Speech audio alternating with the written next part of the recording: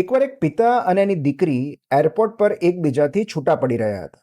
દીકરીની ફ્લાઇટનું departure announce થઈ ચૂક્યું હતું અને એ એના પપ્પાને છોડીને જઈ રહી હતી. એ સમયે એના પિતાએ એને કહ્યું કે I love you and I wish you enough. હું ઈચ્છું છું કે તને બધું પૂરતું મળી રહે. દીકરીએ કહ્યું કે પપ્પા, તમારી સાથે જે સમય ગાળવા મળ્યો એ ઇનફ કરતાં પણ ઘણો વધારે હતો.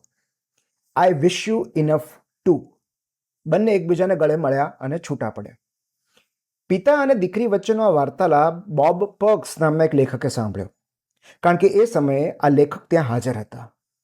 દીકરીની વિદાય પછી પેલા પિતા આ લેખકની બાજુમાં આવીને બેઠા અને પૂછ્યું, તમે કોઈ વ્યક્તિને ફરી ક્યારેય મળી નહીં શકો એવી ખાતરી સાથે ક્યારેય તમે કોઈને ફાઇનલ ગુડ બાય કહ્યું છે? લેખકે જવાબ આપ્યો કે હા, કહ્યું છે. પણ આ ફાઇનલ ગુડ બાય છે એવું તમને કેમ લાગે છે? પિતાએ કહ્યું, મારી દીકરી મારાથી બહુ દૂર વિદેશમાં રહે છે. વારે તહેવારે એ કાંઈ મને મળવા આવી ન શકે. હવે કદાચ એ સીધી મારા બેસણામાં આવશે. લેખકે પૂછ્યું કે છૂટા પડતી વખતે તમે બંને એકબીજાને એવું કેમ કહ્યું કે આઈ વિશ યુ ઇનફ? એનો અર્થ શું થાય? અને પિતાએ કહ્યું કે આ શુભેચ્છા અમારા કુટુંબમાં પેઢીઓથી ચાલી આવે છે. મારા પેરેન્ટ્સ પણ બધાને એવું જ કહેતા કે આઈ વિશ યુ ઇનફ. હું ઈચ્છું છું કે તમને એટલું મળે જે પર્યાપ્ત હોય. પણ એ શુભેચ્છાનો અર્થ શું થાય એ સમજાવતા પેલા પિતાએ કહ્યું કે એનો અર્થ એવું થાય કે હું ઈચ્છું છું કે તારા જીવનમાં એટલી સુખદ ક્ષણો આવે જે તારું જીવન ટકાવી રાખવા પર્યાપ્ત હોય. હું ઈચ્છું છું કે તારા જીવનમાં એટલું અજવાળવું આવે જે તારા ચહેરા પર તેજ લાવવા પર્યાપ્ત હોય.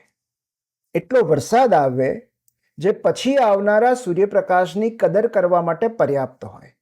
હું ઈચ્છું છું કે તને એટલી સફળતા મળે જે તારું મનોબળ ટકાવી રાખવા પર્યાપ્ત હોય. તને એટલી પીડા મળે જે જીવનના સૂક્ષ્મ અને સાધારણ આનંદનો મહિમા સમજવા માટે પર્યાપ્ત હોય. તને એટલો લાભ થાય જે તારી જરૂરિયાતો પૂરી કરવા માટે પર્યાપ્ત હોય. તને એટલી ખોટ જાય જે બાકી બચેલી સમૃદ્ધિની કદર કરવા માટે પર્યાપ્ત હોય. હું ઈચ્છું છું કે તને એટલા આવકાર અને નવા સંબંધો મળે જે કોઈની વિદાય સહન કરવા પર્યાપ્ત હોય. અને પછી પોતાના આંસુઓ લૂછીને એ પિતા ત્યાંથી ચાલ્યા ગયા. અને આ આખો પ્રસંગ પુસ્તક chicken soup for the grieving સોલમાં છપાયો.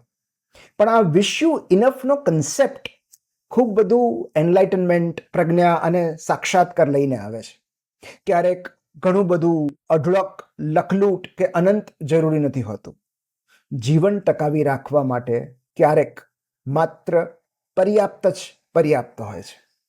Enough is enough and I wish you enough.